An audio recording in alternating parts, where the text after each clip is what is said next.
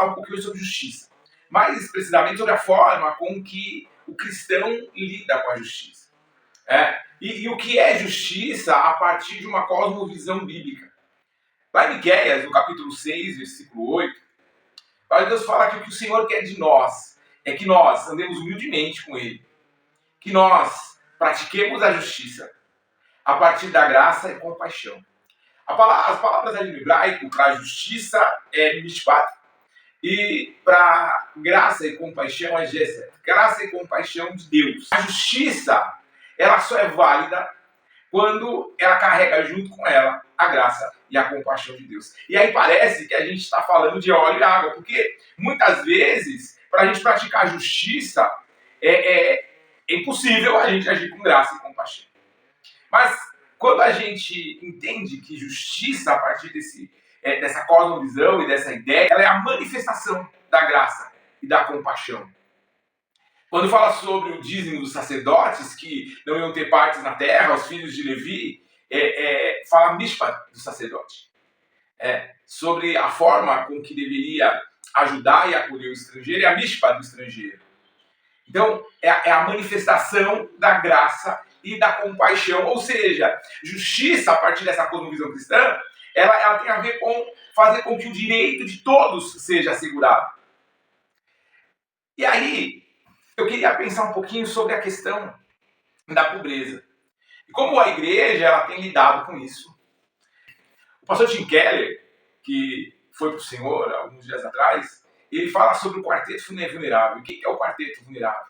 São os pobres, os órfãos, as viúvas e o estrangeiro. Mas se a gente traz isso para o nosso contexto atual, quem é a viúva, por exemplo? É só aquela que o marido morreu? Ou aquela que o marido abandonou? E hoje está sozinha cuidando dos filhos? É aquela que o marido está preso? É aquela que o marido é um dependente químico? E que ela hoje cuida sozinha dos filhos? Quem é o estrangeiro? O estrangeiro é só aquele que vem do Afeganistão, da Síria, de regiões da África? Ou é aquele que vem do Nordeste para tentar uma vida melhor no Sul, no Sudeste? Quem é o órfão? Aquele que perdeu o pai e a mãe para a morte? Só ele? Ou aquele que perdeu também os pais para o tráfico? Os filhos da Cracolândia? Aquele que também foi abandonado pelo pai? Aquele que os pais são vivos, mas abandonaram e os avós, os tios que cuidam? Percebe que esse quarteto vulnerável hoje, por conta de toda a corrupção, né, do mundo, ele se expande cada vez mais. Eu quero pensar um pouco, eu tenho falado bastante sobre isso, as questões do estado de natureza, né? O estado de natureza é aquele que ninguém é de ninguém, que todo mundo faz o que quer, não é? E esse estado de natureza ele já é um estado de guerra.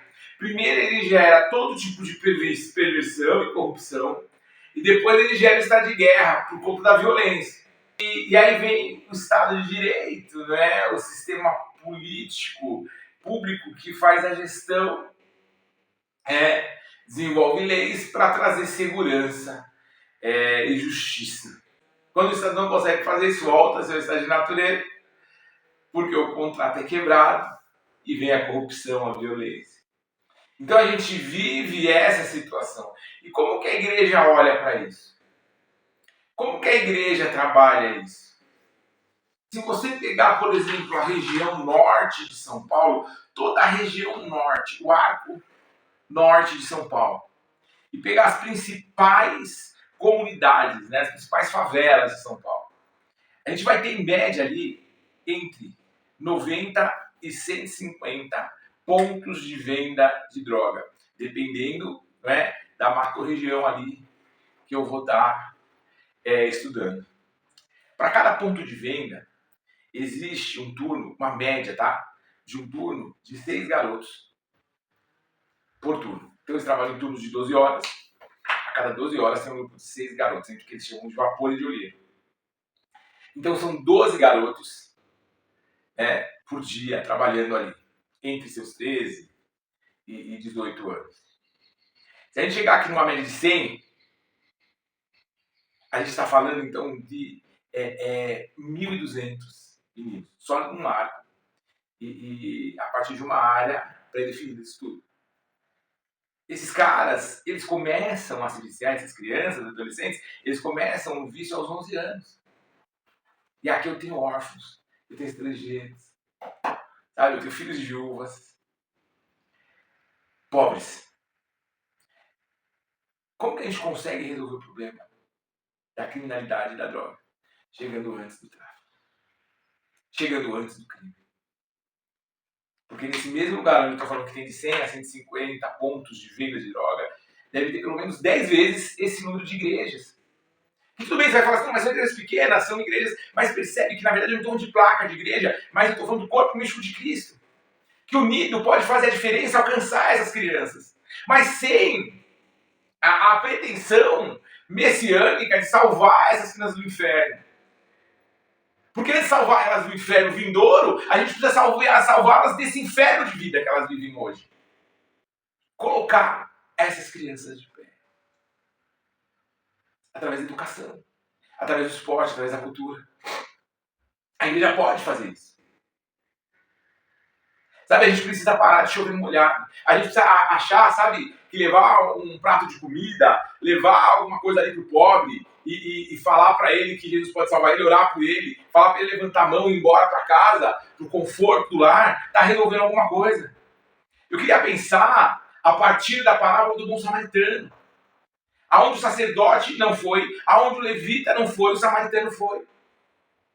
Ele parou num lugar perigoso, ele correu riscos ali, praticar a justiça, praticar a mística vai correr riscos. Ele pegou recursos dele para cuidar, desde os recursos básicos, não é?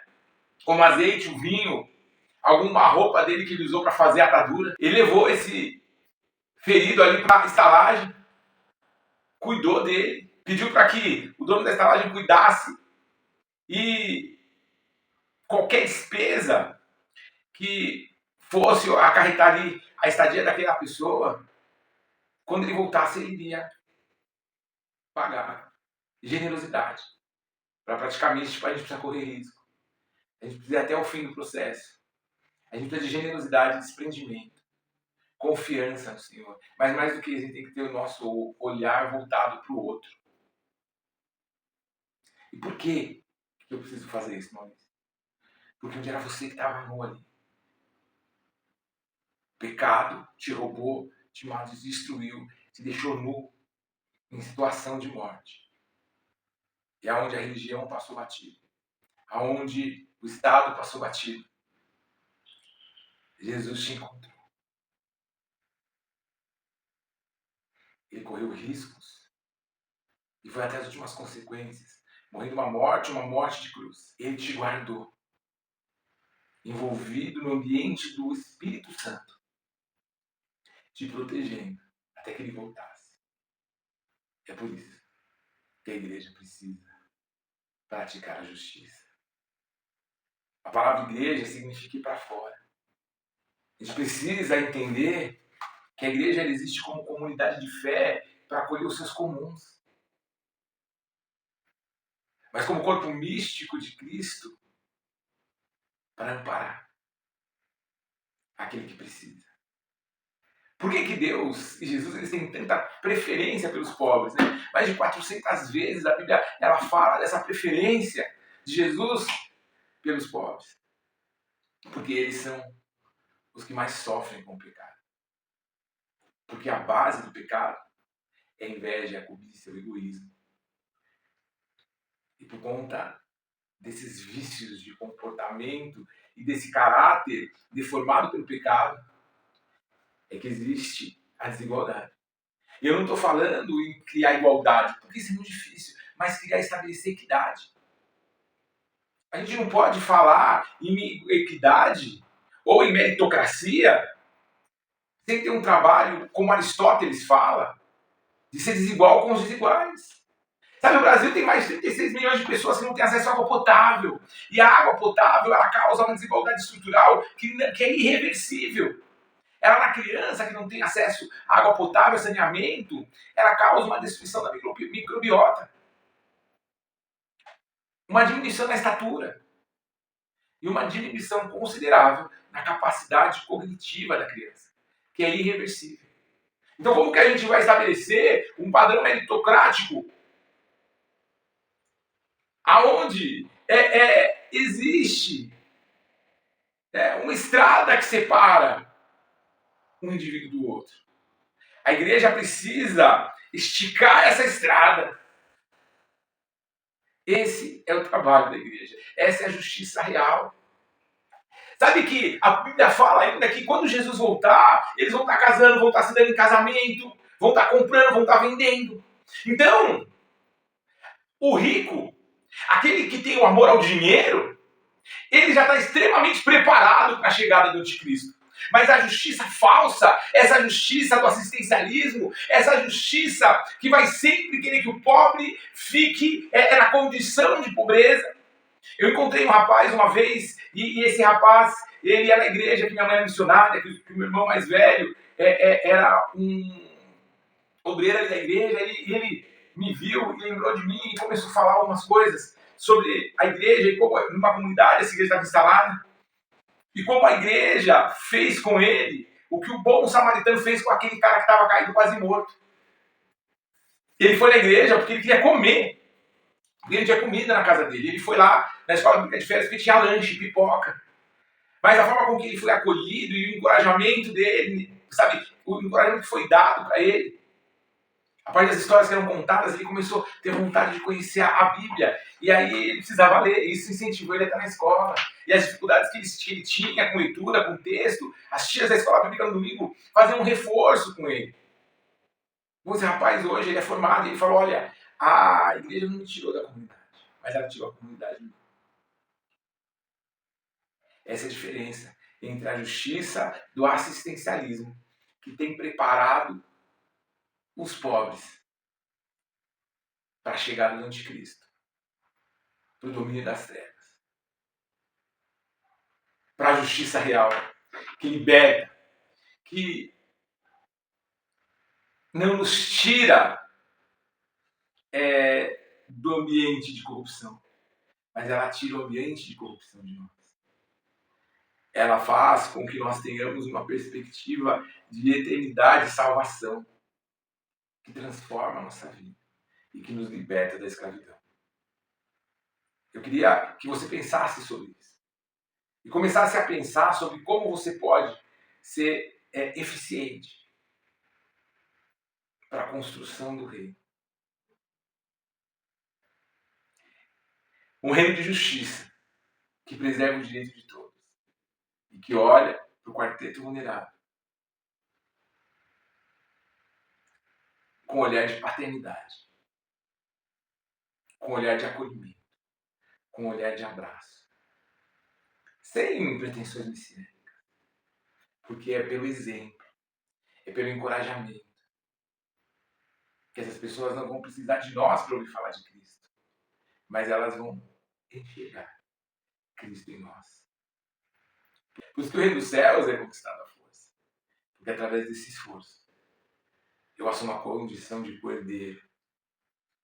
E as pessoas, ao olharem para mim, elas vão ver Cristo refletido em mim.